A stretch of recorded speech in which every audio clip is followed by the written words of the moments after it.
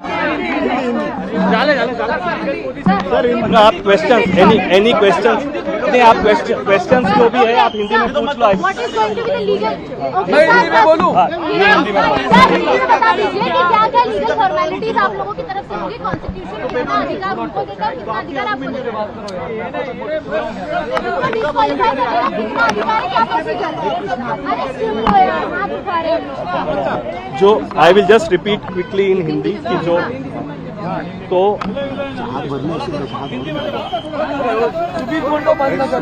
Silent so मैं यहाँ पे आया हूँ, बहुत ही लिमिटेड रोल है मेरा। पॉलिटिकल सिचुएशन पे मैं कमेंट नहीं करने वाला हूँ। एज देयर सीनियर काउंसिल मैं सिर्फ ये बताने के लिए आया हूँ कि क्या लीगल पोजीशन है आज के डेट में, क्या कॉन्स्टिट्यूशन क्या बोलती है 10th शेड्यूल में कि कैसे डिस्क्वालिफिकेशन होता है। तो ये जो डिस्क्वालिफिकेशन की पिटिशंस लगाई गई है माननीय डिप्टी स्पीकर के सामने, वो ये ग्राउंड पे लगाई गई है कि इन्होंने पैरा 21A के अंतर्गत पार्टी छोड़ दी है, और ये जो छोड़ने की प्रक्रिया है इसके कोई रेजिग्नेशन की जरूरत नहीं है। माननीय सुप्रीम कोर्ट के जजमेंट के अनुसार रवि नायक और जो लेटेस्ट सुप्रीम कोर्ट जजमेंट है कर्नाटका मैटर में, तो उन्होंने ये बोला हुआ है कि अगर सांसद या विधायक का एक्शन से ये साबित होता है कि इन्होंने पार्टी के खिलाफ एक्शन लिए हुए हैं, कार्य किए हुए हैं, तो वो पैरा 21A लगता है। तो हम लोगों ने 16 पिटिशंस फाइल की हुई है, उसमें स्पीकर साहब ने नोटिस इशू किए हैं, वो कल हियरिंग के लिए लगेगा। दूसरी बात यह है कि बहुत सारे मीडिया में और अन्य माध्यम में तो ये चर्चा हो रही है कि डिस्क्वालिफिकेशन इसमें नहीं हो सकता है क्योंकि हम लोगों के पास 2/3 मेजॉरिटी है। ये सरासर मेरे एक्सपीरियंस और नॉलेज के हिसाब से पूरा गलत है, क्योंकि 2003 में ये जो स्प्लिट का इशू था, स्प्लिट का प्रावधान था, वो डिलीट किया गया है। अभी डिस्क्वालिफिकेशन से बचने के लिए एक ही रास्ता है, वो है मर्जर। और आपको सारे लोगों को पता है आज तक ये जो 30 या 40 जो भी गए हुए हैं, अभी तक इनका कोई पार्टी में मर्जर नहीं हुआ है। तो इसीलिए तो आज के हालत में ये डिस्क्वालिफिकेशन से नहीं बच सकते। तीसरा जो मुद्दा है, इन्होंने बोला है कि डेप्यूटी स्पीकर को कोई जुरिस्डिक्शन नहीं है, डेप्यूटी स्पीकर को कोई जुरिस्डिक्शन नहीं है, कोई राइट नहीं है ये डिस्क्वालिफिकेशन की पिटीशन सुनने के लिए।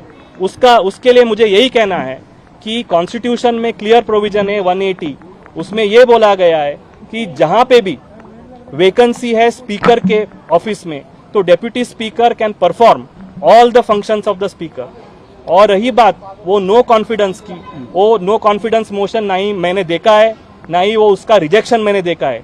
जो आपके माध्यम से हम लोगों को पता चला है कि ये बात है कि जो नो कॉन्फिडेंस मोशन दिया गया है, कोई अनऑथोराइज्ड ईमेल एड्रेस, क्योंकि सारे विधायकों का रजिस्टर्ड ईमेल एड्रेस होता है, तो इन्होंने कोई अन्य email address, random email address से कोई एक चिट्ठी भेजी हुई थी, और वो कोई मेंबर वहाँ पे, कोई विधायक वहाँ पे आके स्पीकर साहब को नहीं दी उन्होंने, तो कोई कुरियर के माध्यम से उनको दिया गया। तो स्पीकर साहब ने, हम लोग को जो पता चला है आपके माध्यम से, कि ये है कि स्पीकर साहब बोलते हैं कि जब तक मैं सेटिस्फाई नहीं होता हूँ कि ये जेन्युइन है, ऑथेंटिक है, मैं इसके ऊपर कार्रवाई नहीं करता हूँ, और उन्होंने वो रिजेक्ट कर दिया है। So as of now there is no impediment in the disqualification petitions being carried forward. और तीसरी बात इसमें यह है कि जब तक असेंबली सेशन में नहीं है, तो ये कोई नोटिस ये देते हैं नो कॉन्फिडेंस का, इन लॉ इसका कोई मायना नहीं रखता। That's all I have to say. Sir अभी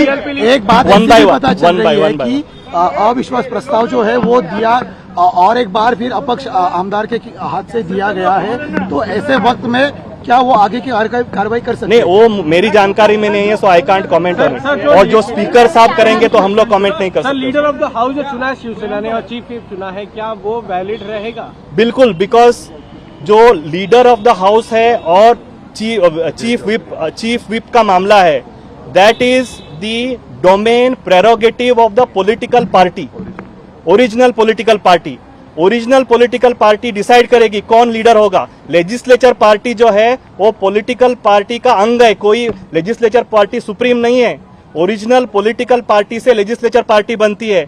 legislators are elected on the ticket of the political party.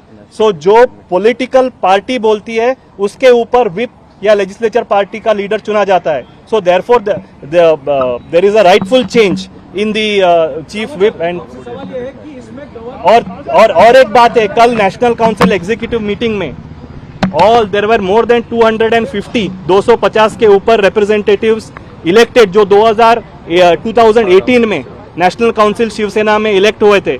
उन्होंने सारे लोगों ने ये डिस्क्वालिफिकेशन जो पिटिशंस की प्रक्रिया ये की है वो endorsed it and they have endorsed the leadership of Uddhav Thackeray ji. इस सब में गवर्नर का रोल क्या रहेगा? आपको कॉन्स्टिट्यूशन की ज्यादा जानकारी है, तो क्या इसमें गवर्नर जो है वो डिप्टी स्पीकर के पावर को ओवरपावर कर सकते हैं? क्या गवर्नर का क्या रोल रह सकता है government? As far as governor's role is concerned, as far as governor's role is concerned, Nabam Rebiya's judgment, Arunachal judgment is very clear.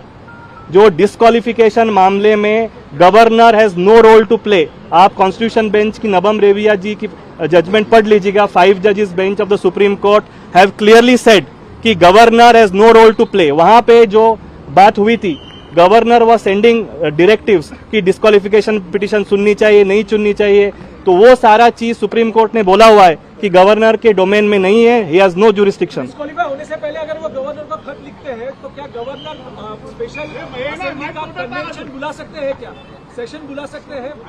क्या गवर्नर कॉल कर सकते हैं सेशन के लिए किसी house floor of the house पे? इससे पहले अगर वो गवर्नर को खत लिखते हैं तो क्या governor? Yes, governor, if he feels that there is a problem with the majority, he can always call for a floor test on the advice of the chief minister or otherwise also. So वो अभी तक हुआ नहीं है. So let us wait and see what happens. नाही पण राज्यपालांकडे जर का हे आधीच पत्र त्यांनी दिलं असेल तर If there is a floor test, Samanji and the political parties will take a call how to go forward. This is not a legal question.